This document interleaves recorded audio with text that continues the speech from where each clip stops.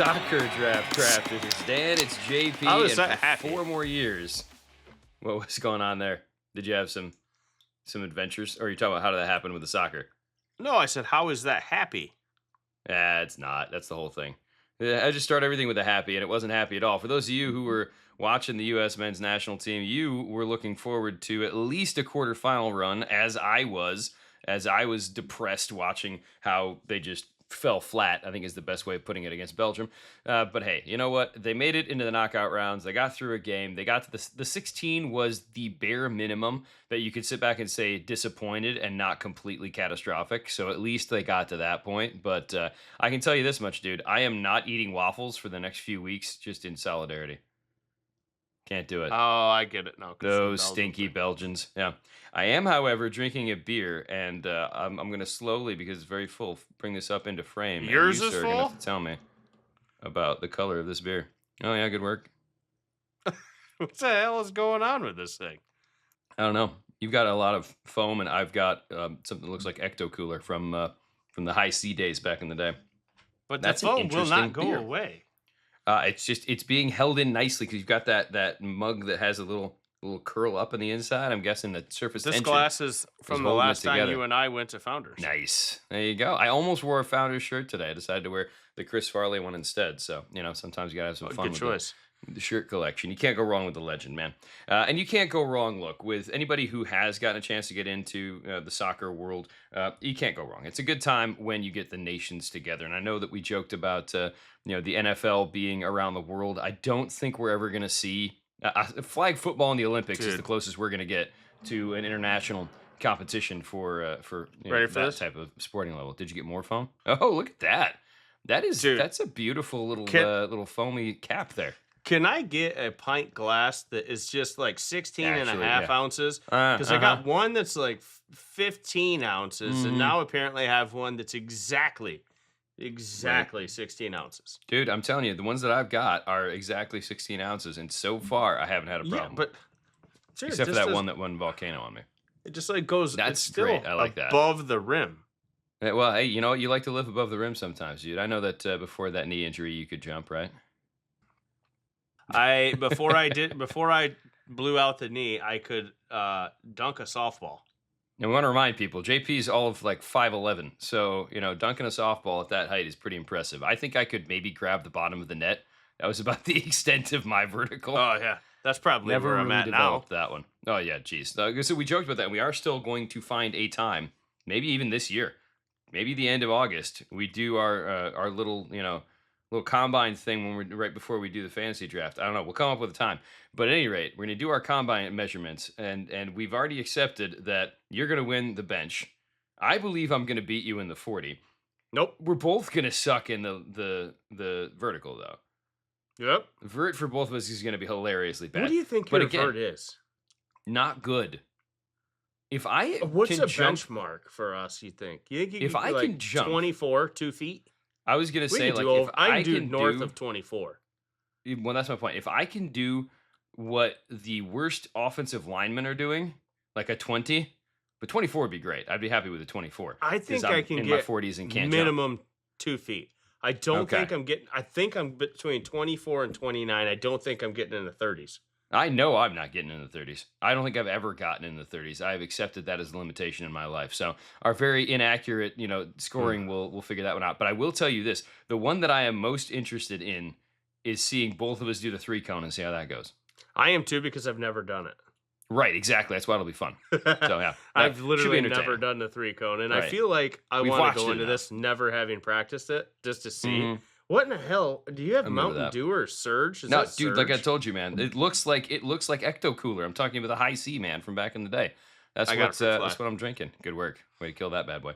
We'll talk about the beer when we get to the halftime point. We'll talk about those combine things when we get there. But we're going to talk about the guys that we might see at the combine this year. And really, let's be honest with you. We're talking about guys today that we're most likely going to be seeing at their local pro days, and we're not going to see them. We're going to go off someone else's reports because we did the big conferences last 2 weeks, right? Yeah, this is going to be a mess.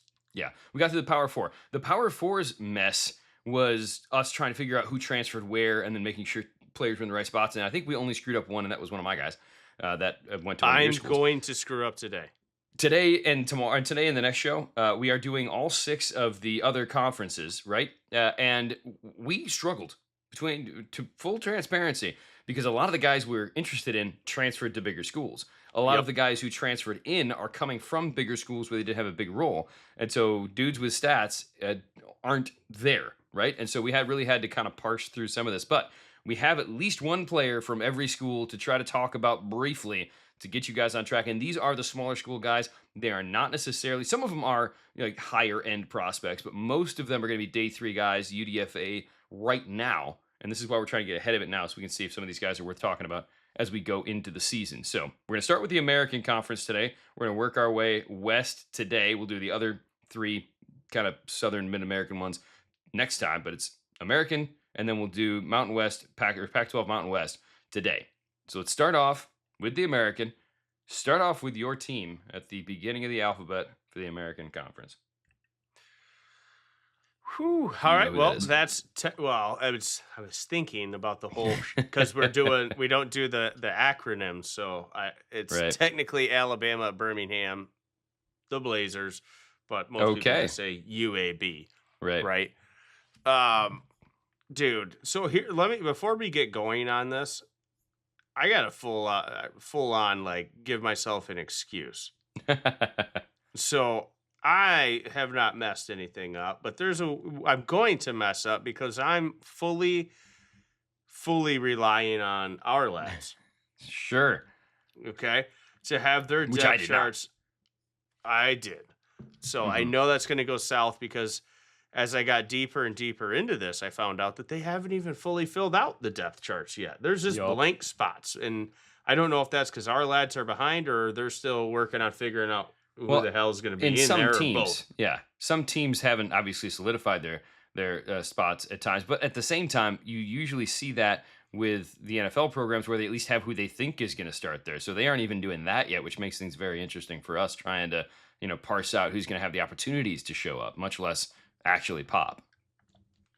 Yep. And so this is terrible, dude. Do you have anybody for UAB yet? I have.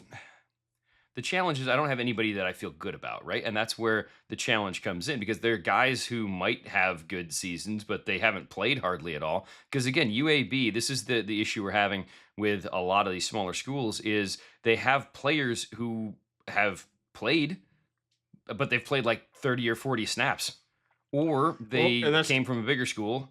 Like, for example, A.J. Johnson is a guy who's like 6'3", 200. He's a wide receiver who seems like he could do something. He had 40 catches, back in 2024 at East Tennessee State, but he also barely played last year for UAB. So hypothetically speaking, he could be doing something, but he barely played at UAB. So that's challenging. They have him as wide receiver 5 on the depth chart. No, 6... 7. Them as wide receiver 7 on the depth chart. Right, but that's my point. I got one more excuse. Mm-hmm. Okay. You do not do this, and it's not that I think I'm right or you're wrong or you're wrong, either way. That's what makes it fun. Go ahead. I just refuse to take, unless it's an absolute no-brainer, I just refuse to take a player that transferred up, especially for these schools. This is like the Power 4, sure, a transfer, but these schools, like you're talking, what's the example I gave you? Like, they probably came from like McNeese State and came up, like haven't even seen them play yet. So it's like, I'm just refusing to do that until I see, because the competition they were at was so small. Well, that's my point. This guy did transfer up. AJ transferred up last season, so he's been at UAB so he for would a year, be so he counts. Yes, but also he had 3 catches last year. But I want to just tell you this. So defensively for UAB, there are 11 starters. 10 of them are all brand new to the team. There you go. So, who's the 11th? Delvon Gully, a cornerback. Okay. Well, I was going to say, wow me. Well, Jeremiah Vessel did play there last year. He just didn't play well last year. He's a safety who might be starting for them. Put it this way. 10 of their 11 starters, 10 of their 11 starters on defense, all brand new to the team, right? Sure. But then for their backups on defense, for the second string, 1, 2, 3, 4, 5, 6, 7, 8 of the 10 backups they have listed are all transfers. And actually, it's worse than that. Because I forgot, our lads doesn't just do 11 starters. They put all positions there. So there's technically like 13 here. So no, their whole defense is new. Right. Except for Delvin Gully. So yeah. Well, and a big reason for that, like UAB is one of those programs who I believe they lost their head coach. So when your head coach, or I take it back. Yes, they did, because they didn't lose their head coach because he went to a bigger program. I think Trent Dilfer, was the coach there last year still, and then he got fired halfway through the season. And so Mortensen had 41 players in the transfer class that he signed in. Not the biggest by any means, but a lot. A lot. So now we're back to offense, right? There was just not a lot. In full disclosure, I can't get a lot of UAB tape to watch the O-line here. So maybe the O-lineman was the best one, but this might be the longest take I have all day with the worst player. Exactly. Because I'm making excuses. But dude, it's because this is supposed to be the plant your flag type guy. And yeah, we're not doing that to plant your flag on. It's just not. But anyways, it's Caleb Brown, wide receiver, just because he's the only starting wide receiver returning. He is technically their ex-wide receiver, which is crazy because he's a smaller guy. He's sub 6 foot, but he is around 200 pounds. But last year, he only had 17 grabs, 255 yards, and 2 touchdowns. And it's not like that was a down year. That's arguably his best year. So sure. A guy who hasn't taken over yet. Sure. Well, and again, that's the thing. It's like when you're a younger player at a program like UAB and you haven't broken in yet, there's a reason why you're still at UAB then. This is your opportunity now. Like, again, Jeremiah Vessel's a guy that I'll mention just because he actually had something resembling starter snaps as the season went on at safety for them, 5'11", 190. Kind of guy who hypothetically can stay another season, but that's about it right now. And again, here's the thing. If those two both have good years this year, they're gone after this year. That's the challenge for all these schools right now. So that was a long-winded way for us to get to the point of saying, but all of these schools are going to be a lot faster than a lot of the other takes. Yep. We're getting through these guys. Just remember all the excuses I gave you. Right. Exactly. Appreciate that. All right. I guess the first one for me, would that be Florida Atlantic? Because you've got East Carolina, right? I do have East Carolina, yes. So Florida Atlantic, I had 2 guys on the list, and I don't feel great about either of them. Is probably the nicest way to put it. And that's kind of what I feel like it's going to be for most of these programs. When you're looking at these players and trying to parse through them, I can tell you CJ Doggett Jr., D lineman, and then the guy that I'll talk about, Easton Messer. Messer is a guy that I was curious about last year, just because he seemed like a fun dude, but he's a 5'9", 190 guy. So the fact that he's still at FAU after catching 105 passes last year gives you an idea of what people think he is. And he is a slot guy at the next level at best. He's a slot guy in college too. So he's a slot guy who's going to be one of those, I guarantee you, he strikes me as one of those, going to be a gunner on special teams in the NFL, going to try to catch on as a 5th wide receiver. He has Tom Kennedy vibes written all over him, right? I like Tom Kennedy. Well, again, I think he's going to be a fan favorite, right? But is he going to be someone who can produce at the next level? Good question. But what you can say is he went from Western Kentucky, where he caught 56 passes, to Florida Atlantic, where he caught 105. He even had 6 drops out of his 136 that he had going on there. So that's not ideal, but he also had a pretty solid contested catch rate. So overall, this is probably one of the better prospects we're going to talk about today. But he's also a 5'9", 190-pound wide receiver. So he has a very limited role at the next level. Julian Edelman. Pretty much, yeah. You're hoping for that. That's what his goal would be. And so Florida Atlantic actually has a guy who feels like he is day 3 draftable right now for them. And we'll see if he can put up another similar season. All right. Army Black Knights. Next team up for me. It's tough, man. And you know what's funny is, what is funny? It's not funny. No, but not funny. I totally forgot. Mm-hmm. When we get to our favorite team in the conference, we're supposed to say it. Right. My favorite team's the one that I started with. Oh, UAB because they have dragons? Yes, there's a fire-breathing dragon is their logo. And yes, I'm in on that. That is the one team in the American.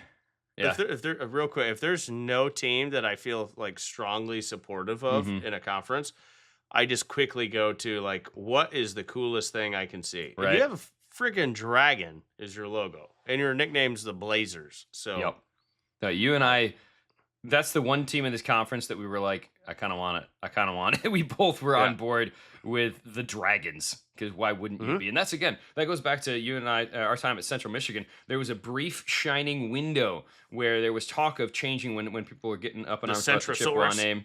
The Centrosaurus, Blaze. I saw a mock-up of someone who had designed like a mascot logo kind of a thing when they were kicking around the idea. And again, when you think about it, CMU with the colors being maroon and gold, that's pretty much flame colors right there. And a fire-breathing mascot would be awesome. Yep. Alas, it is just Alabama-Birmingham that's got that. Yep. Who does Army have, though?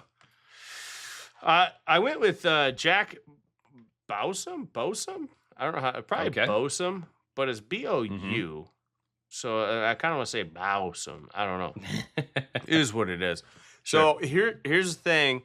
And I felt pretty good about this one. Sometimes he's listed in some places as a D lineman. He's also listed as a defensive end. I full on call him an edge rusher. Yeah. He's 6'4", 268 allegedly with all of these. But last year was the first year that he really got some playing time. Now he's only a sophomore, so here's the thing: he'll be draft eligible. He's not going to come out. Not likely. Like what does he have to do? As I battle the first beer burp for the show, to come out as a junior with like 1 year of production, because he only had 4.5 sacks, a forced fumble. Well, and you also 29 have to be tackles. Like a pass deflection, so I see the length, the weight, all that. As a sophomore player, that production's not awful, but like, what has he got? Like to come out of Army, if that level of competition to come out early, he'd have to get like 20 sacks. Right, and I wouldn't even think he'd necessarily do that, because then you're trying to get out of your Army commitment. You still have another year at West Point, whatever. So yeah, it's very hard. That's one of the reasons why. We're in what I believe is the twilight of the service academies having good teams. I think they may have mediocre teams in the future, but you're not going to see 10-win Army and Navy teams in the future, I don't think, because NIL. Because these guys can't make money while they're playing for Army, and they can't make money while playing for Navy, and you can't transfer into Army or Navy. So you're either getting there and you're going or not. And several guys have transferred from Army and Navy to other schools because of the opportunities it presents. But Jaden Mays is the other guy I want to mention. He's a 5'10", 188-pound corner who had one pick last year, but he had 4 the year before. So he's got 6 interceptions in his 3 seasons. He's an interesting thought as a potential backup kind of guy. But again, these are day 3 guys we're talking about here. At best. Right. And so when we move on to, let's see here, the next team that's on my list. I did it backwards, dude. I actually did it backwards. I apologize. My first team was not Florida Atlantic. It was the Charlotte 49ers, which I kind of forgot about when I was making my list. So I had to scramble right before we started this show to put in my Charlotte 49ers players, because you kind of forget about the Charlotte 49ers in general, unless you're a Charlotte 49ers fan. Yeah, I'm sorry. The Pickaxe Boys, you just don't, right? So the guy that I'm going to talk about, and here's the problem. They don't have people to talk about. There's 2 guys on the list that I've got for them. Jaden McGowan's wide receiver, who's another one of those kind of smaller guys who hasn't done a whole lot and is hoping to transfer and do something here. But the guy that I'm going to talk about only played 54 snaps for them last year, but not because he wasn't good. It's because he got hurt in the first game. But this is a 6'2", 270-pound edge rusher. So in the one game that he did not have any sacks, but he still had 3 hits in the one game that he got a chance to play. So that's a good start. So this is very much a projection. But this is a guy who's supposed to be coming out this year. If he stays healthy this year, could be a very quirky edge, like run-setting edge / interior on third down kind of guy, because he's at 6'2", 270. If those are the actual numbers for him, that's a different size. That's a different shape. That's kind of a squatty dude to be playing edge rusher. Ashton Galote. Right, just about. And so he's an interesting piece, very much a projection there, but he's the only interesting guy that I found from Charlotte that was worth talking about. Well, the guy that I'm going to talk about from East Carolina Pirates is very likely not even on the team anymore, but I can't find anything. You're better at doing that, saying that if he is or he isn't. But here's what I'll say. The first 3 years of college ball only played 6 games. So I don't know if there's some weird window where he got super extra eligibility, but it's a linebacker slash allegedly D lineman. He's 6'1", 253. It's Josiah Robinson. Josiah Robinson. Yeah, he had done nothing until last year, and then he had 26 tackles, 6.5 for a loss, 5 sacks, a forced fumble recovery. It was interesting. Like at 6'1", 253, it's interesting size. I don't even know. I don't know what that is. I feel like it's more linebacker, but heavy linebacker. It's like outside linebacker. Talking East Carolina, Josiah Robinson? Yeah, Jasiyah. Jasiyah. Holy wow, that is a name, sir. Yeah, that is a name. I don't even know if I said it right. Well, you did. I think Josiah is the right way to say that. I don't think you're saying Jasiyah. So yeah, Josiah Robinson sounds good. He is technically considered. He is on the ECU roster. He is considered defensive line. Went to Michigan State before his Eastern Carolina time. And apparently was named preseason All-American Conference by the Phil Steele magazine second team. So this is a guy worth talking about here. I did not have him on the list, so good work. I had Preston Carr and Jaquazi Petaway, so. Wow. There you go. Wow. Got 3 different Pirates to pay attention to. Dude, the Pirates were the other team we were going to fight over, and somehow you got both of them. I don't remember exactly how that worked out for me. But well, who did you get in there then? Who was the... I don't remember. I really don't. I'm looking at this conference, and I just feel like you took all the teams you wanted, and then I got the leftovers. No, we went 1 for 1. We snake drafted this. I know we did. And I'm not sure who I snaked first. Maybe I took Navy first. I don't know. I out-snaked you. You outfoxed me. Nothing snake-like about it. I think you probably did take Navy first. Well, I did take Navy first, and Navy's the next team to talk about. And you're not going to believe this, but there's not a whole lot to talk about from Navy. Is that your favorite team in this conference, then? Here's the thing. I think my favorite team from this conference is probably the Blazers. And then I think I also took Texas San Antonio that'll come up later. Oh yeah, that was one of the other teams that I like from this conference. So I do too. That being said, for Navy, Midshipmen, same kind of thing as Army. Again, we're not seeing a ton of guys hanging around, right? But Coleman Colley, linebacker, 6'1", 233, your kind of size, your kind of man, had like 77 tackles last year, had a couple picks as well. So certainly a project because he's coming from Navy, but a fun project, right? He's got the discipline. We're at the Naval Academy. You can't be a bum, right? So I could see this guy coming in and being a UDFA or a late round pick, especially if he has a season similar to this one. You got to work on the missed tackles, but that's kind of always a thing for linebackers when it comes to how the stats shake down for them. But again, overall, good coverage grade for a guy his size as well. So Coleman Colley is the guy to watch from the Naval Academy. Well, here we go. Memphis Tigers, okay? Got a few of these. This is another... How? Here, before you even say, let me tell you this. So offensively, their top 22 players on offense, Dan. Mm-hmm. Top 22 players on offense. 20 of them are transfers. Sure. So I only had 2 options. Okay? Defensively, all their entire starting defense is transfers. So based on my own little crazy rules, I only had 2 options to pick from. And one is Parker Mitchell, the right guard. Mm-hmm. And the other one's Brady Cluse. And I went with Brady Cluse. And you know what? He hasn't done a ton. He hasn't. He's only, this past year, he's true sophomore. Mm-hmm. So he will be draft eligible after this year. Highly doubt he comes out. Right. But 22 grabs, 240 yards, 2 touchdowns. Nothing crazy at all. But he is 6'2" and 188 pounds. Like, I don't know. The only 2 options. I went with the length and seems I don't know, Dan. I don't know. Well, that's where I went. do not hold myself so slavishly to your rules. So most of the guys I have obviously transferred. So Hunter Tipton, the tight end, was transferring from Middle Tennessee State, had like 30 some odd catches last year. Anthony Richard Jr. and Mike Montgomery, corner and linebacker. But the guy I'm going to mention real quick, because I can't move on without talking about him, is Jamon Tapp. I was talking about him last year. Yeah. And he transferred up to Memphis because his head I like coach, him a lot.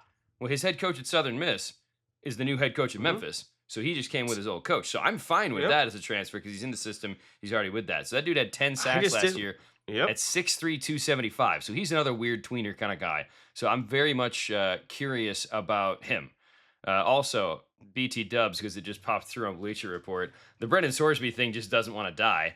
I just saw a little thing saying that the NCAA is investigating Cincinnati for whether or not they knew about Brendan Sorsby and his gambling habits at the time. So that'll be fun to just continue the summer's most ridiculous saga.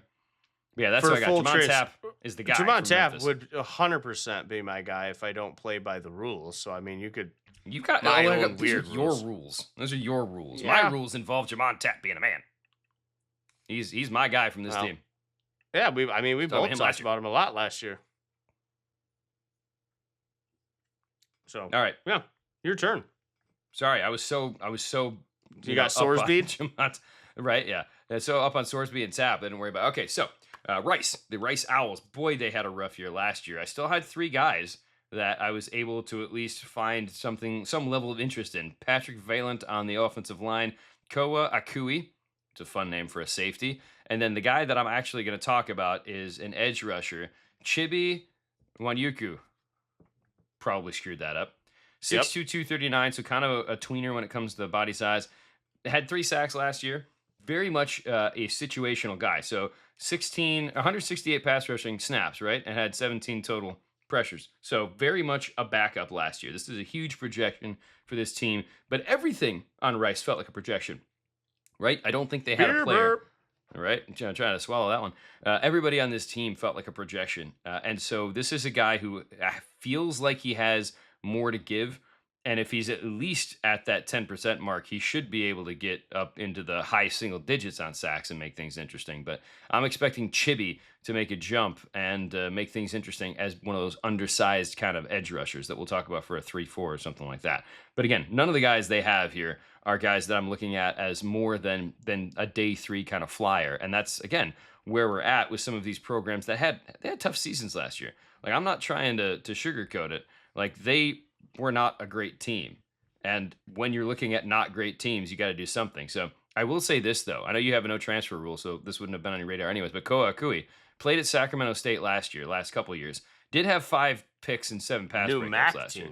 Right? They're in the MAC. Yeah. Yep, they're in the MAC. We'll talk about them next show. But Koa Akui for Rice could put up some interesting numbers, but he's a transfer guy in from a smaller school, so I wasn't quite ready to pull the trigger on talking about him too much. You know what, Dan? Fine. Mm-hmm. You've convinced me. I'm just because it's so hard with some of these small schools, I'll open up a little bit to transfer players. So on the fly, I'm on North Texas Mean Green, okay? Mm-hmm. Another cool school in this country. Dude, I dominated this conference, didn't I? You've got the cool schools. Outside of the Roadrunners? The other ones. Yeah, I got that. Outside of Roadrunners, I crushed this conference. Right. So North Texas, Mean Green here, right?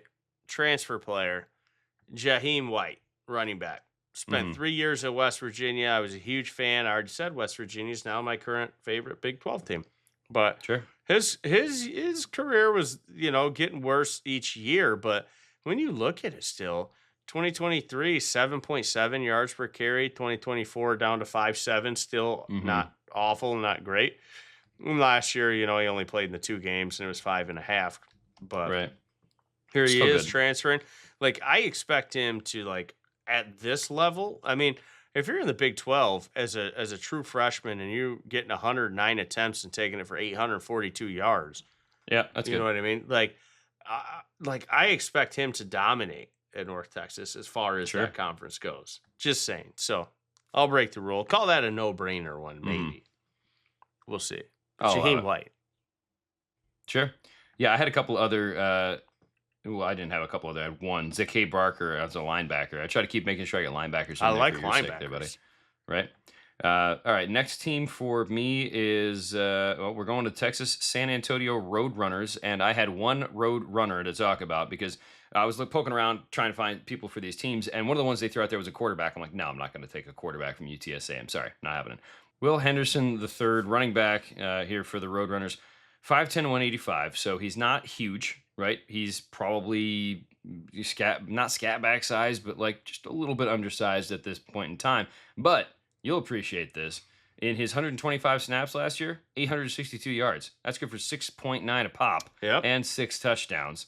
And so he didn't necessarily have a huge elusive rating, which is an interesting thing to have for a guy that has that type of a number. And again, he only hit 3.5 yards after contact, which means it's still half and half for him when it comes to that. But overall, 19 catches, you'd like to see that a little bit higher for a guy who's probably going to have to be able to do something out of the backfield at that size at the next level. But Will Henderson, a guy who is technically a junior this year, but running backs I'll put in at junior because there's a chance those guys will try to come out early because of how short their careers are going to be. Yeah, you want to. Depends on what you're going to get in the NIL deal next time. But Will Henderson Jr. or Will Henderson the third, rather, sorry, only guy I could really find from UTSA. I'll be looking for other Roadrunners throughout the season.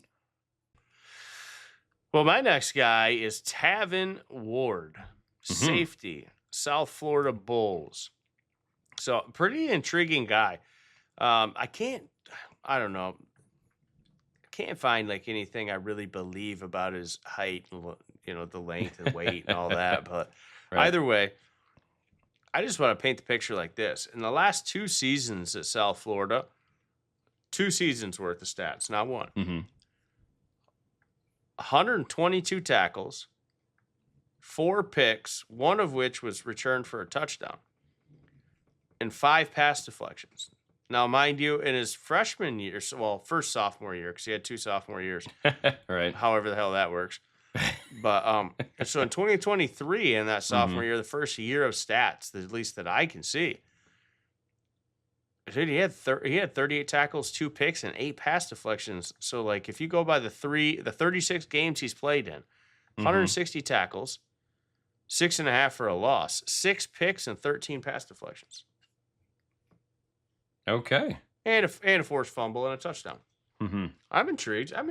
I can't be mad about that. I'll put it this way: I've got more confidence in saying him as a guy that I got my eye on than a lot of the players that I've talked about for my team so far.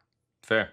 See unless you count in like Jamon Tapp and Jaheim White, right? Which Jamon Tapp, we should totally count him in because I'm a fan. Well, yeah. Well, like I said, if you're, it seems how I've already changed it. Yeah, I've already did it for Jaheim White. Yeah, then Jamon Tapp's my guy for Memphis for sure. We both, that was a guy we were interested in last year as a 7th round flyer, or especially a UDFA, but he went back to school. There you go then. The only thing, going back to that though, the only difference is, according to my sheet, I have him down as 7.5 sacks. You said 10. Well, again, I'm looking at what PFF put up there. So we talked about those numbers are all over the place, right? I will tell you this, though. I had to go in and check because Tavin Ward, when you looked at the PFF type stuff, had him down as a grad year of 2026. So I wanted to make sure that we're good on this. But I've decided I have a new space that I'm going to. And I also have him as a cornerback / safety. Like, I technically think he's a safety. But yeah, I think he's listed as cornerback more than safety for whatever reason. Well, but whatever. Like I said, I've decided here is my new reference point for all players that we are going to roll. I'm going to roll through if I'm not sure whether or not they're still on a team, what team they're on, etc. I'm going to use EA College Football 27 as the benchmark for where guys come from, and they have Tavin Ward in there as a free safety and a 77 overall on that board. That. So that sounds legit to me. I like the way that's flowing down for them. Tulane Green Wave. This is actually, I probably had Tulane on my list as one of my favorite schools from this group as well. Not just because I'm a fan of what goes on down in the Big Easy, but Jordan McAllister and Chris Rogers are the 2 Tulane Green Wave guys that I was able to kind of get my mind around being potential players to talk about. And I'll talk about McAllister, who's an edge rusher, 6'3", 231, had 4 sacks last year, which again, we're going off guys who have had, and you wouldn't have him on your list because he transferred from New Hampshire. So he was at New Hampshire the last couple of seasons. Maybe now. And it's tough to find guys at that level. And he is very much a projection because at 6'3", 231, he needs another 10 pounds at least to be in the conversation for an edge rusher that's going to be competitive at the next level. The good news is he's technically only a straight senior, which means he may have another year to play after this. But McAllister is a guy that at least, again, we're talking about some of these teams, at least gives you like a little bit of hope, I suppose, for a player that could contribute at the next level and certainly for this next season. And again, he's jumping up from a level below at New Hampshire up here to Tulane, so we'll see what he can do. And then real quick, Chris Rogers, 6'1", 223 linebacker who had like about 80 tackles last year. Didn't do a whole lot else, but he is a guy who's been at Tulane for a couple seasons. So another one could be interesting to see. All right, last guy for me, Temple Owls, though. I had one. Who's your one? I only have one, too. Peter Clark. Dude, same freaking guy. And There if you you go. go He to is our the guy. list, he's listed as their backup tight That's end hilarious. now. He's definitely not I'm their also backup. here to tell you that he was third on the team in receiving yards last year. Yeah. Behind two wide receivers. He's a tight end. He's who's not like a backup. 6'6", 265 from London, England, soccer season. So Right. There you go. But 30 grabs for 483 yards. That's like 16 something a catch and 6 touchdowns. Yep. Yeah, I refuse to believe that he's the backup tight end. I'm perfectly fine with saying that he's. So there's 4 guys for this conference to put a bow on it for me that I felt good saying is like a little flag thing. That's Tapp, White, Ward, and Clark, and one of them's allegedly a backup. Rubbish. And Clark feels like a guy who's going to be a day 3 pick that a team's going to take because he's shown a little bit of prowess in catching the ball, and he's 265 as a tight end, which means even if he's not a great blocker yet, you feel like he should be able to move people, right? Tulsa, the Golden Hurricane, another fun one, just because, Golden Hurricane, that's a cool name for a mascot, right? To wrap up the American, William Alexander and Traquan Jones. Traquan Jones, running back for Tulsa. That'll be the guy that I guess I'll mention briefly here when we're talking about stats and hope and things like that for the future. But he is a guy for the Golden Hurricane who's another one of those undersized running backs, dude. And not like you're kind of undersized. He's 5'9", 183, right? But Old Dominion last year, now mind you, Old Dominion. So again, he kind of made a lateral move when it comes to a team that I like a lot. Right, big fan of the Monarchs. Episode. Yep. And he only caught 6 passes last year, right? He was mostly, he had a few games where he started, for a lot of it he was backup. But here's the thing, 103 carries, 777 yards, 7.5 a pop, 6 touchdowns. The only knock on him was 2 fumbles. So that's going to be something we're going to watch here. And Traquan Jones could carve out a role as a change of pace back in the next level, potentially. We'll see what happens coming out of this. That took a lot longer to get through one conference than we thought it would, but that's okay. But we had to do a lot of defending of excuses and explanations, things, right? Yeah. Well, let's do the Pac-12. A lot of people consider the Pac-12, all 8 teams in the Pac-12, because that's exactly what we're doing right now with numbers, to be the best of the rest now. But that's speculation. It's just because we think they have good teams. Now, I will say this. I am looking forward to the Big 12 and what they're doing. I don't know if you've seen what their plan is for the conference, because they still want to play 9 games, or still want to play 8 games, rather, but there's only 8 Big 12 teams. or Pac-12? Sorry, Pac-12. Pac-12 has 8 teams, so they're going to play the first 7 games. Everybody's going to play each other. And then that 8th game is going to be a flex game that's going to pit the 2 best, then the next 2 best, and the next 2 best, and the next 2 best. So you end up having like a flex week where there's some good matchups, hypothetically. So you can potentially put the team that has the best chance at getting into the playoff, give them another good win, hypothetically, something like that. We'll see what happens. I kind of like that. Why don't you start us off, though? Your I favorite will team, start us right off off the bat. My favorite team right off the bat. You called her out. Boise State Broncos, definitely my favorite Pac-12 team now. It seems weird, doesn't it? It's weird. Yeah, right. Call them the Pac-12. I will say this. My favorite team in the Pac-12, my least favorite field, the Pac-12. I understand people love that thing. I can't look at it. I just can't look at it. But I will say this, for this whole division conference, I should say, 3 of the 4 teams that I'm talking about, I feel very good in the player that I've chosen. Right? Okay. So Boise State, I have 3 players. I have Jaden Virgin Morgan, who I feel like I've been talking about for a couple of years, and he just hasn't fully developed. Fan of him, too. I kind of like Dylan Riley from what I see from him at running back, too. But, dude, I had to go up my guy Ty Benefield here. Safety, young guy. He's only 20. He's technically would be draft eligible after this year. He's coming off a season of 105 tackles. That's linebacker territory. Right. 2 picks and 3 pass deflections. Dude, we can move right on. That's it. That's all you need to know. Ty Benefield is the guy. Man. See, and that's funny because I didn't have him on the list because... Too bad his last name wasn't Bluefield. All right. No, bro, that'd be spectacular. Yeah. No, not everybody can have a name like Miles Killebrew. That was just too perfect for everything back when he played. So Colorado State, the Rams, are the next team on the list for me. And I had to go with a transfer, dude. There's 2 different guys that I have on here for Colorado State. I've got Jace Bella, a safety, and then Juice Vereen, which is another fun name for a player, right? Juice is a tight end, 6'4", 220. Played at UConn last year, so I feel like that that should be okay with That's you. how I knew who he was. Right, exactly. Again, 22 catches, nothing spectacular, but this team is nothing spectacular. They are in flux right now, right? New coaching staff with Jim Mora there. This conference is in flux, This conference definitely in flux. Opportunity for him to do something. Here's why I decided to go with him, though. 5 touchdowns last year on the 22 catches. So this is a dude who can get in the end zone.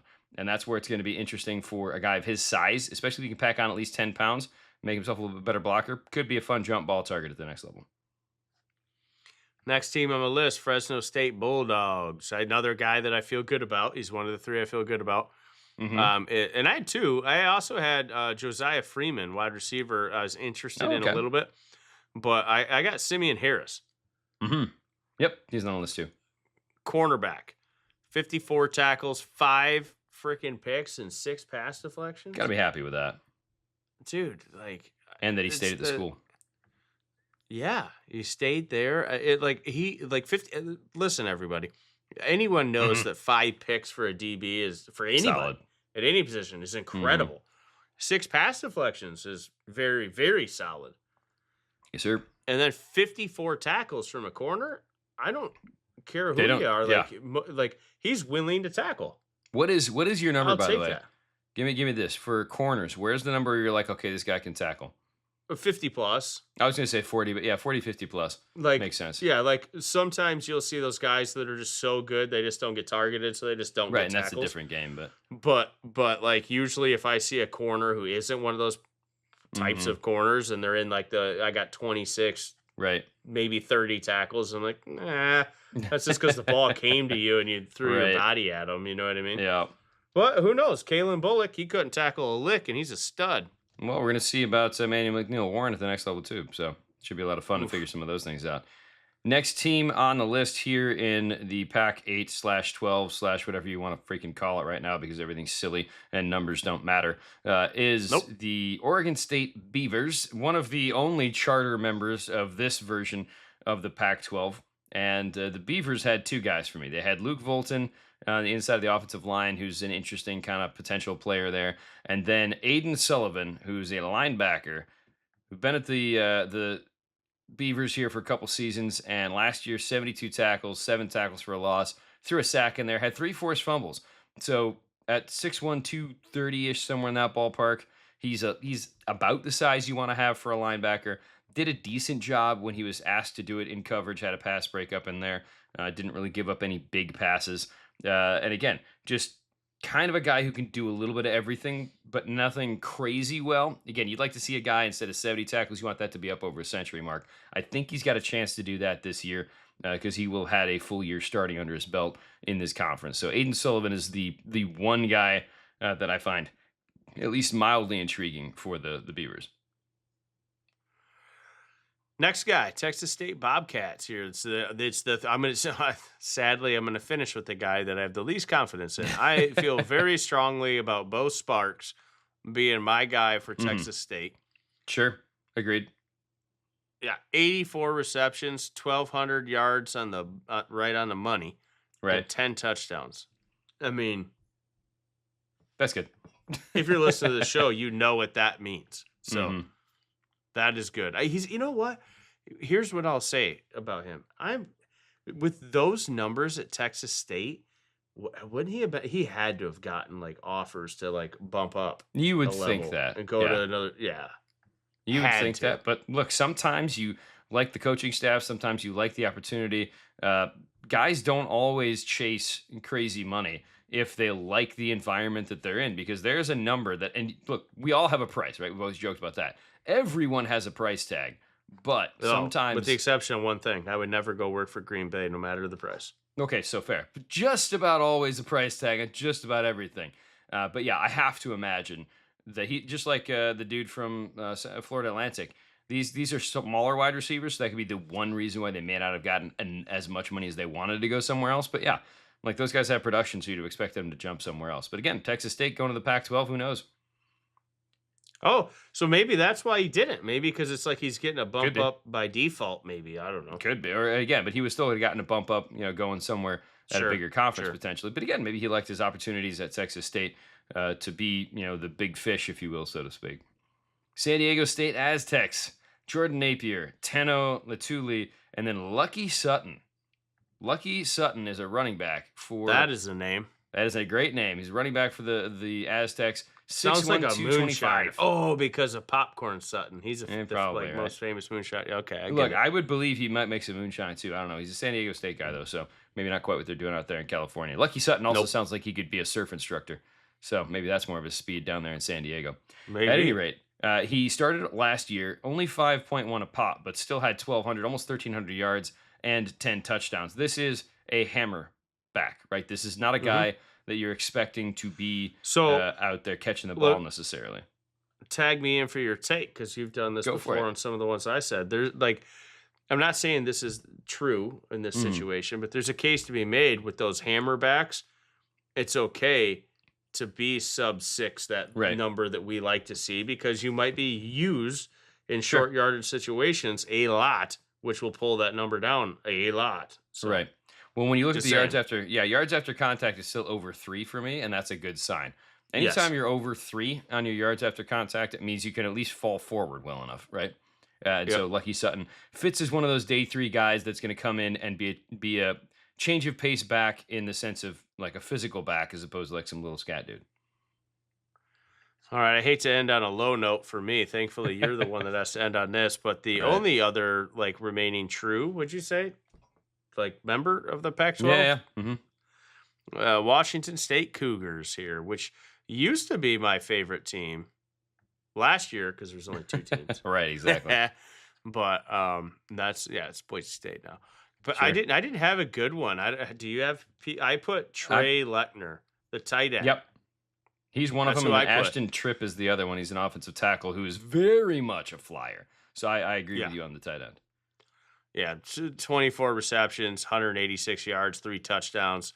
Nothing crazy, but again, tight ends in college ball, like some tight ends, like don't even get that. You know what I mean? Right. So it was just a rough roster for me to sift through. Sure. That was what I had. So sorry to end my take for this conference, dude. If we could have ended with any of the other 3, it would have been good about it. Yeah. Right. That's kind of where it goes, I feel great about the other 3 being guys that I'm really interested in. Which is a shame because you do like Washington State quite a bit. I do. All right. For Utah State, the Aggies, I got Javen Jacobs and then Caden Lynch. Jacobs is a running back. Lynch is an interior offensive line. But the guy I want to talk about, Jordan Pendleton, another transfer. So again, this is another projection kind of guy, but from St. Thomas, right? So he's making a step up in competition, at least one level, 6'4", 235. So size-wise, he's kind of in the same ballpark, especially if you can put 10 pounds on him at the next level. But what he did manage to do at that level was 11 sacks and 26 total pressures. So when you get an 11 sacks, even at a lower level, that makes me intrigued at least at what you can do. PFF sacks when or you step real up. sacks? Okay, PFF sacks, sure. We got to say snacks. We got to start saying that PFF sacks. Right. We admittedly, because it does sort of bump it up. Those are not they go by what they think versus actual credited. Well, the challenge with a guy like Jordan Pendleton, who's going from a lower level school, is even Sports Reference doesn't necessarily have those stats as readily available, which is a bit of a bummer. But hey, you roll what you got. What I got is him getting 11 sacks. So if he can pull another 11 sack season out of his hat at Utah State now, that's going to be somebody worth talking about. Before we jump over to our last conference of the day and wrap up with the Mountain West, we need to talk about some beverages. You are drinking a new beer to you. I am. And, apparently I've been trying to catch up on some of the Three Floyd's game. Aha. All right. That is a name. Yes. It's the Arctic Panzer, Panzer. I don't know what that means. It's a tank. I honestly do not. Panzer Wolf. It's the Arctic Panzer Wolf. It's an Imperial IPA, 9%. But before I go check into this, I always like to give my take. Dude, I've got this battle of like your hoppy. It's. I almost want to say the hoppiness is like a tart vibe rather than like the piney vibe. You know what I mean? Interesting. Like it has the hoppy bite, but I don't know if I want to call it pine. It's dry, but it's almost like a it's not sour. You know what I mean? That's why I'm like looking at the word like tart. Like, I don't know. Sure. It's got a dry, hoppy vibe that I actually enjoy quite a bit. But then it like transitions into this maltiness and quickly back to the hoppy and the malty. Like, it's almost like the last take I did, and I already had forgotten what beer that was that I did by Three Floyds. But the War Mullet. Yes, it was the War Mullet. So the name game is going strong for Three Floyds. They are going very strong. I don't know what this everything by Three Floyds gets really high, grades, but I'm thinking like a 3.5.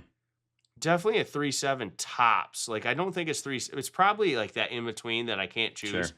Yeah, fair. Like, I think it's a little better than a 3.5, but I don't think it's a 3.7. So understandable. But I'm only getting like those 2 notes on that. So like let me pull this thing up. Let me read for you. Say. Let me read the description that Three Floyds has. This is dry and stupendously hopped Arctic Panzer Wolf.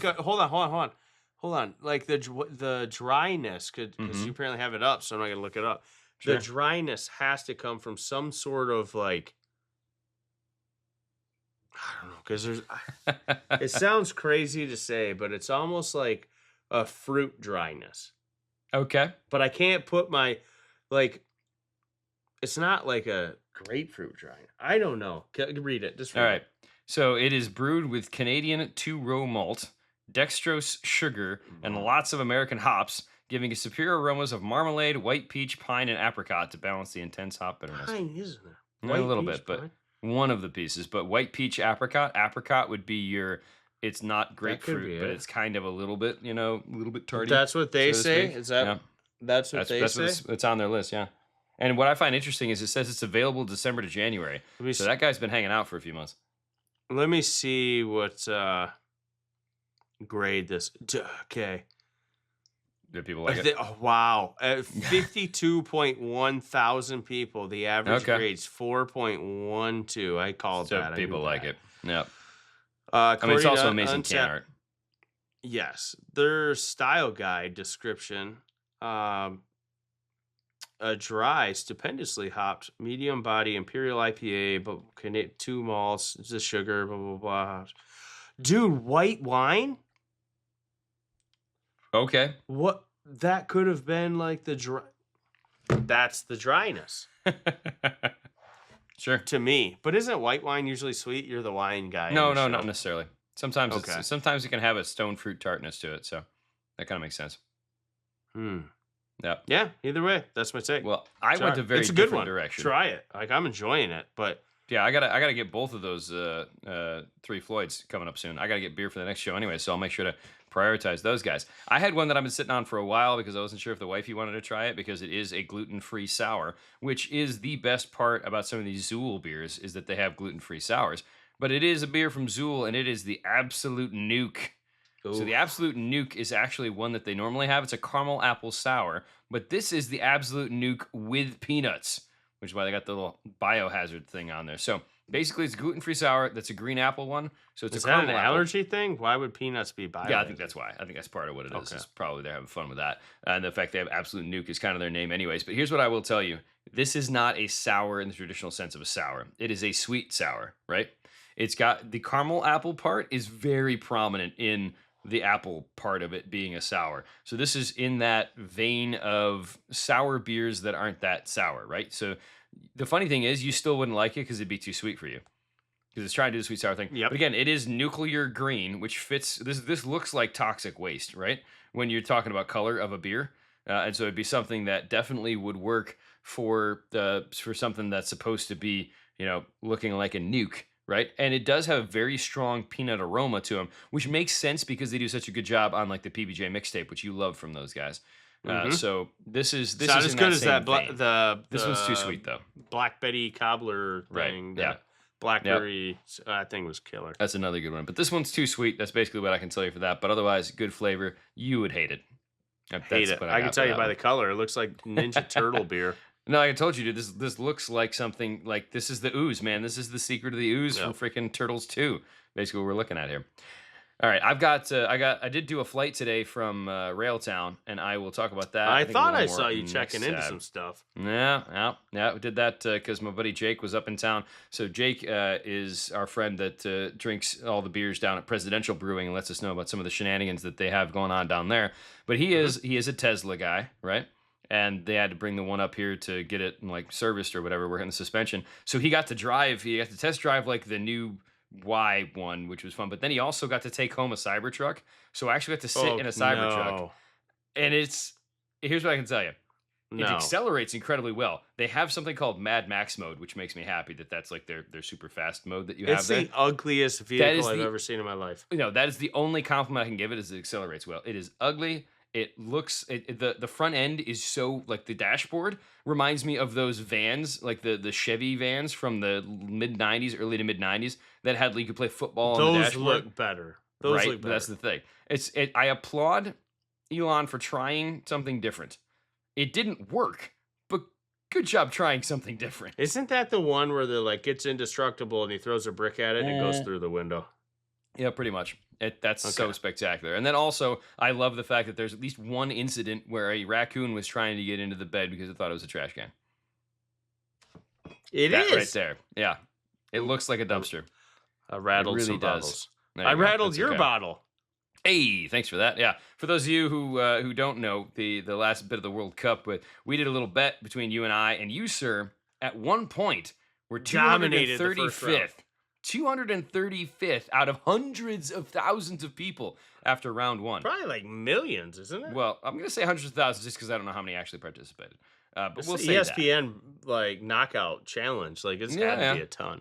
Well, regardless, let's say if you want to say a million, you were 235th. That's what I get round. for going with my heart instead of my brain in round two.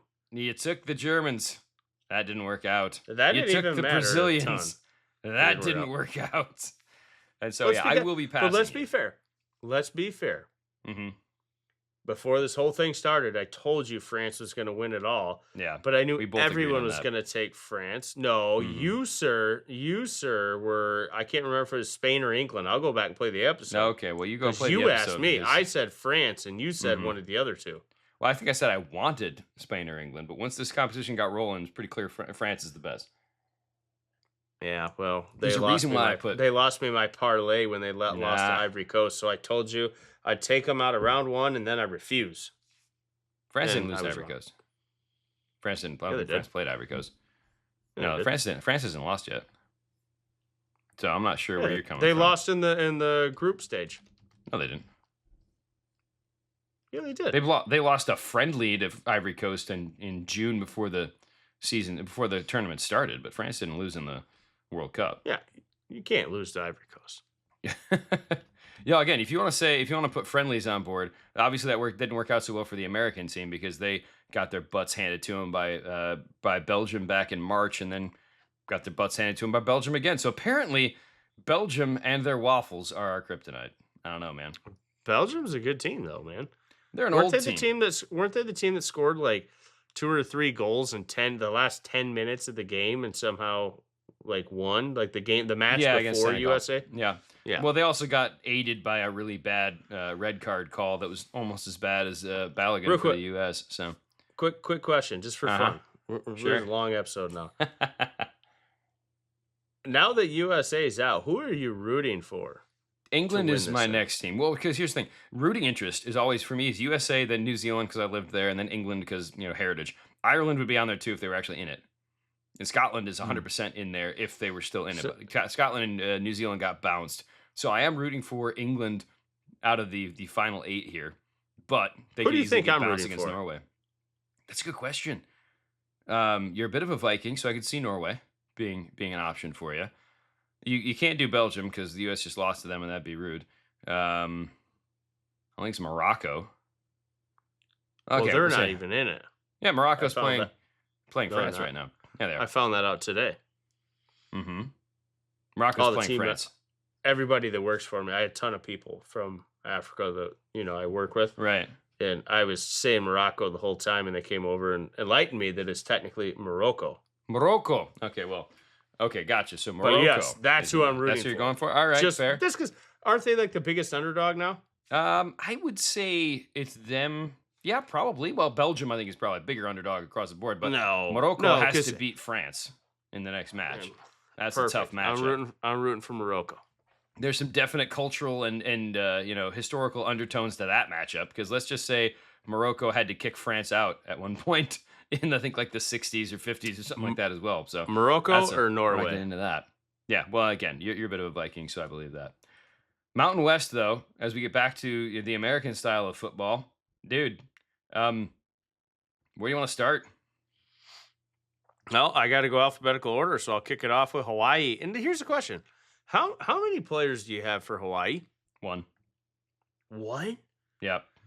Okay, I must have messed something up. It blew my mind that I have 5 players from Hawaii. Enlighten me, sir. So I'll save the one that I'd like to talk about. Watch, this is going to be one of the things where our lads burns me because somebody graduated or something. Right. Oh, gosh. All right, everybody get ready to laugh because a couple of these names are doozies. Okay. Dejon Benton, D lineman, is on the list. Mm-hmm. Elijah Palmer, cornerback, is on my list. And then I got the 2 fun names. You ready for this? Yep. Lester Leisene Lagafuana. That's one name? That's one name. He's a D lineman. Okay. The first name is Lester Lasane. Last name's Lagafuana. I feel like I crushed that, actually. Yeah. Fuania? I mean, yeah, that's not bad. Fuania. Yeah. That's not bad, dude. Proud of you. The next one, here we go. Mm-hmm. I don't feel like I should even try it after nailing that one. Kilinahe Mendiola Jensen. Jensen is his last name? It's hyphenated. Mendiola Jensen. Okay, I got you. Oh. Wow. Yeah, that's a... It's a safety. Yeah. Kilinahe Mendiola Jensen. That's a name, man. Yeah. Good work. I'm proud of you, bud. And see how you are? I'm pretty sure the only guy that might not be on that team is that last one. He's a maybe. Let's see what... Okay. Well, watch. The guy that I picked probably won't be. Here's the guy I picked from Hawaii, Rainbow Warriors. Mm-hmm. Pofele Ashlock. No, he's the one that I have, too. Yep. Okay. Wide receiver, 76 grabs, 827 yards, 8 touchdowns. I'm interested. He could be part of the Hawaii air-it-out system that they usually try to do, but that's who I have. That's my...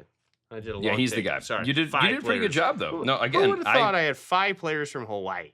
I will tell you. So I think Kilinahe is not on the team anymore. I think he actually did graduate. But Lester Lance Lagafuiana, he is a junior. So technically he's like a redshirt junior. So he could hypothetically come out. That's definitely a possibility. But the PFF has him down as a 2028 grad. Elijah Palmer is a 2027 guy. A couple picks. So yeah. Hawaii has more guys than I thought they would to talk about. So that's awesome. It shocked me when I went Hawaii. through it. Well, I'm starting off with Air Force. And the Air Force Academy, of course, is in the same boat as all of the rest of the service academies when it comes to guys that you're just sort of hoping can be contributors. Blake Fletcher, linebacker, 6'1", 230, had about 100 tackles last year. Had a couple pass breakups in there. And so he is by far the one and only guy that I found that might be worth taking a peek at. Average in coverage, so he feels like a slightly undersized thumping linebacker. So it'll be interesting to see how this year plays out for him, but I could definitely see him being a depth piece for a team. There's no doubt about that. Next on my list, I got the Nevada Wolfpack. Go figure. I went with a linebacker. It's been too long since I talked about a linebacker. I've been doing most of that. It's Dylan LaBarbera. Yep. Okay. So it didn't get to my triple-digit tackles that I often like to see, but he was close, man. So maybe that's why he came back to college. But 87 tackles, 6.5 sacks. Maybe that's another reason he didn't get to 100 tackles, because he's rushing the passer quite a bit. I mean, 6.5 sacks. That's solid. Imagine if you had 100 tackles and 6.5 sacks. It's not a common thing. We wouldn't be the only ones talking about you. Yeah. So big fan. I also had Mervyn Kenyon III as a safety. That's a fun name. But yeah, Mervyn. Have you ever heard that as his first name? I have. If you want to go back to the days of Robin Hood Men in Tights when they named the sheriff of Rottingham Mervyn. and everyone laughed about it. Okay, you took it there. Yeah, dude, I to take it wherever I need to go. Here's where I'm at with Nevada, Las Vegas, right? The UNLV Rebels. So hypothetically, put them at the end if you want to go UNLV because we're sticking with the states. Jaden Thomas and then Quandarius Keys. And Quandarius is the guy I'm going to talk about. He is a 6'1", 180-pound corner. So again, you like him to be a little bit thicker than 180, but still, that's something to work with. This is a guy who only has 1 year of production at UNLV. So my guess is, considering he's draft eligible this year, as he did some work at a lower level before this, he's one of those guys, dude. Mind you, he was more of a backup last year, but even as a backup, still saw 31 targets, had 4 pass breakups, 2 picks as a backup. Only 15 tackles. So I'll be very curious to see if he doesn't have the tackles because, he's one of those guys. Did he not have the tackles because he was mostly a backup? Did he not have the tackles because he wasn't targeted? So that's one of those things that I'll be checking on with him. What the heck? You're just now? Yeah. Yeah, I was so focused on the show and all the guys, forgot to tell you about the lights, man. What the heck? I've been sitting in the dark this whole episode. That's on me. I will take the blame for that one. I will take the blame for that one. But yeah, Quandarius Keys, he's got the height at 6'1" as a corner. So I'll be very curious to see what he can do, likely starting for the Rebels this year. All right, Dan, I'm going to need your help on this one. Okay. Because I had nobody. I had nobody for San Jose State Spartans. It's the only team, even out of all the ones, I think, for the next episode. I had nothing. So I randomly found a guy. I had to search this. I'm be completely honest. I like to be transparent with everything on this show. I literally searched, like, who the hell is the best NFL draft prospect for next year for San Jose State? Because I didn't see any that caught my eye. There's no stats that catch my eye. According to my search, it said Nate Lewis, defensive end. Sure. I can't even find him on our lads on the roster, but you, sir, said he is on your EA Sports thing. According to EA's homepage, he is on College Football 27. What do they give him for a grade? Like, what? 71. What? It's not great. Oh, well, that's way better than I would have thought looking at their roster for anybody. Right? No, that's I don't know. It's fun. There's also apparently rumors that I don't know. We'll say there's rumors that there's a running back that can throw like 100-yard passes in, like, I think it's actually San Diego State. It might have been our masher from San Diego State that did that. But yeah, it's crazy. This Nate Lewis is a guy who has played a few snaps here and there, but he hasn't played much. Yeah, I got nothing. I can't give you stats. I got nothing. He doesn't even show on the roster.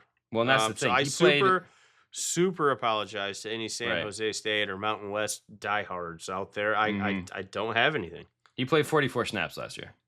I will by the end of the season. I promise you that. But I put Nate Lewis question mark on my little spreadsheet.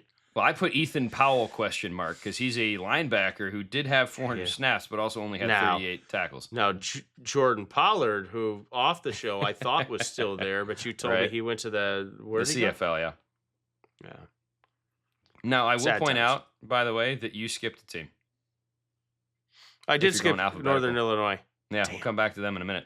But that's okay. I'm going to go to New Mexico. And he's a guy that I'm stoked to talk about, too. All right. Well, you can talk about him in a minute. Brian Booker is on the list for me for New Mexico. But the guy that I'm going to talk about, I don't know, ask me why we keep going back to linebackers all over the place. But this is Jackson Eck, which is just a fun name, right? 6'1", 224. So, again, not the biggest linebacker, but a guy who has produced. And I mean produced for the last couple seasons. He was at Idaho 2 years ago. Their coaching staff went from Idaho to New Mexico and really kind of turned that program around. He had 130 tackles in Idaho and then followed it up with another 130 tackle season at New Mexico. He may have actually had 140 the year before. So this is a dude who just gets the job done. Not necessarily amazing coverage grades, but still acceptable. So 6'1", 224, probably wouldn't be hurt by getting up into the 230s, so to speak, but a guy who has a nose for the football. Also ended up with a couple sacks last year, too. So Jackson Eck is one of my favorite guys we're talking about today in the Mountain West. You're going to hear his name several times throughout the course of the season unless he gets hurt. I'm intrigued. So this is where I get to knowingly go in and make a mistake, and you can fact check it and prove that I made a mistake as we do it live. I was struggling a little bit with Northern Illinois, but I like to call him Quinn Erweiler, another linebacker, shocker, but he's often listed as Quentin because that's his full name with an O-N. Okay. But dude, when I look at him on College Football Reference, he shows his 4 years of playing, but the first year is a junior and the last 3 are all seniors. So I don't feel like there's any world where he's still there, but he certainly still shows as a starter in our lads. And I was like, well, what the hell? You gotta help me. How do you spell his last name? Urwiler. But he had 141 tackles last year. 1.5 sacks, a pick, a pass deflection, like 141 tackles. He is a guy that's labeled as draft eligible in 2026. He played 5 years in college, including one at North Dakota. So I'm not saying he's not available, but let's take a peek at Quinn Erweiler to see if College Football 27 has got him. They do not. Good call. So I'm going to say he graduated. I would think that he probably did too. But for now, there's enough out there to where he counts for the show, even though it looks dumb. So, all right. Well, the other guy there's actually 2 guys that I had on the list for Northern Illinois. So Diari Rogers is one of them. And then the other one is Telly Johnson Jr. And both of these are very much in the deep sleeper realm when you're talking about guys that are maybe going to show up on a UDFA chart somewhere. But Telly Johnson's your kind of guy because he's 5'11", 209. But again, only 5.7 a carry. The good news for him, 4 touchdowns each of the last 2 seasons. So which means he's only had 124 and 103 carries. So there's an opportunity for him next year, but they got to make a step up in competition. North Dakota State Bison. Welcome to the Mountain West. Welcome to earning your step up from dominating the FCS for so long. There's one guy for me worth talking about. And I'll be honest with you, I'm not even sure now that I'm looking at it, that he is a guy who is eligible this year. So I might have just embarrassed himself in the same way that you did. And that's... Oh, but I knew I was doing it. I was doing it. Right. And so I had Anthony Chidemi Alfaro, and it looks like he did actually graduate already, which is, again, humorous when we're trying to figure out where guys are at, where teams are at. And that's the thing, dude. When you're taking a team, especially in the FCS up to the FBS, right? That's always fun trying to figure out who's going to be the guy to step up for a program like that. And again, as you pointed out, those of you who haven't been paying attention, North Dakota State has been very good for many seasons in the world of FCS football, right? They've been perennial championship contenders. I look forward to watching a game there at this level because they have the dome, which I think is just so much fun. That they've got that level. But again, this is a team that is in the same boat as all the rest of the guys at this level that gets rated, by whoever wants them, right? Because these players are going, like one of the guys went to Colorado. They're going to have other guys that get poached by different schools because they're just in that, that angle. Even if they're jumping up to the Mountain West, there's still going to be a team that gets poached that has players that are really good that just end up somewhere else. So I'm going to be honest with you, dude. I'm pulling up a goose egg for these guys. I got nothing right now for North Dakota State because I pulled the wrong guy. So I will find a North Dakota State Bison and start off the next show with a Bison to talk about. I'm gonna hold you to it. All right. But you also made another mistake, unless I missed it. Boy, here we go. Unless you still have one more team to talk about. I'm going to talk about my favorite team. All right. In this conference. It's funny because the first 2 I started with my favorite, and the last one I'm ending with my favorite. Wyoming Cowboys. I don't know why. I love this team. There's something about the brown and yellow. We also like, I think, the country, the land. Yeah, and I think I'm a brown guy. Like brown and orange, brown and yellow. I always like the combo. I just love it. You like the poop and the pee. Yep. What's the orange? What is that? That's probably unhealthy, so you should get that checked. Oh, okay. Anyways, I had 2 players, both safeties. My runner-up was Desmond Hearns, but the guy with the flip last name that breaks my brain just to say his name is Jones Thomas. Oh yeah, that's fun. Jones Thomas, the guy with a backwards name. Dude, 57 tackles, 2 picks, 5 pass deflections. I'm intrigued. Like solid size. How often, man? How often does he have to tell people how to say his name? No, it's Jones Thomas. Everybody's like Thomas Jones. No, it's Jones Thomas. Oh, man. Yeah. I like him. Dude, I like his size too. 6'2", 202. Yeah, that's what I said. He's got the solid size. Might not come out this year though. That's the only question mark for them. He might not. I but also had eligible. a different. Well, I had a different safety. I had a different safety for Wyoming, by the way. You should keep your eye on Thomas Hearns as well as another guy that. Or sorry, Desmond Hearns. His name's. Did you listen to anything I said? I know because I was trying to look up your players. So. I know, but before I even said the player, I said I have 2 safeties for them. The runner-up is Desmond Hearns. Yep, like I said, I wasn't paying attention yet. He's got 35 tackles, 2 picks, and 5 pass deflections. So less tackles, 1 more pass deflection. Yeah, not both quite the same I like size. A lot, but I like Thomas Jones. He's younger and got better size. Sure, I agree with that. Last team to talk about today, which again, if you stuck with us the whole time, you're probably a UTEP fan. The Texas at El Paso Miners. There's 2 players that I'm going to mention. Xavier Smith, another safety.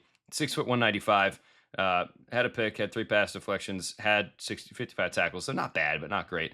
And again, I do love myself some Miners. So if I had to say favorite team in this, man, it's a toss-up for me. This is why I waited till the end. It's a toss-up for me between Air Force and El Paso. Because again, I like the orange and the blue a little more so. El Paso all day. But again, I got a soft spot. If you like Air Force. I got both of them already. I need them.